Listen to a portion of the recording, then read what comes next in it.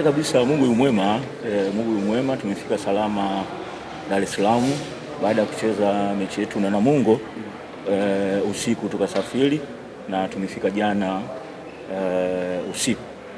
Kwa hiyo tuko tayari kwa ajili ya kucheza mechi na Simba. Tunajua kwetu ni mchezo mgumu sana kwa sababu tumetoka kupoteza michezo mitatu ya mfululizo. Tunaenda kucheza na Simba, ni timu ngumu, ni timu kubwa, lakini tunawaheshimu. Sisi kama Mbeya City tumejiandaa kwa mchezo huo na tunatumaini tutafanya mzuri katika mchezo huo wa kesho. Kama kweli time hakuna kwa sababu tumecheza mechi yetu na Namungo na baada ya mchezo tumeanza safari. Kwa hiyo kusema kweli time ya kusema tuna marekebisho makubwa tutasema tutakuwa ni waongo kwa sababu tumecheza na kusafiri.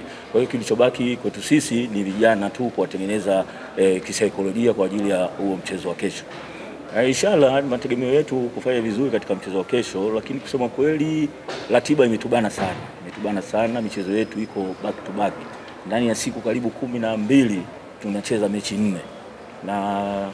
Na katika hizo mechi zenyewe yani tunasafiri na umbali mrefu sana. Karibuni kila mechi almost tunasafiri kilomita zaidi ya 1000 kutoka kituo mpaka kituo. Sasa kusema kweli hiyo nayo imetuingiza fatiki, lakini kutokana na mchezo wa kesho upo lazima tucheze. Tunatumai tulivyojipanga tutaenda kufanya vizuri. Inaweza ikawa na inaweza isiwe, lakini tumejiandaa kwa ajili ya mchezo wa kesho kufanya vizuri. Hapana, hatutarajii kupoteza mchezo wa kesho kwa sababu tushapoteza michezo mitatu mfululizo. Kesho tunatumai tutafanya vizuri kwa sababu tunataka turudishe matumaini kwa mashabiki wetu. Kuna upande wa mwalimu? Mimi kusema kweli sina hofu yoyote kwa sababu kwenye mpira sio mgeni na uzoefu mkubwa kwenye ligi na miaka mingi sana kwenye mpira huu wa Tanzania. Kwa hiyo sina wasiwasi wowote. Pamoja tumeondokewa na walimu wenzangu, lakini mimi naamini tutakiongoza kikosi vyema. Karibu sana.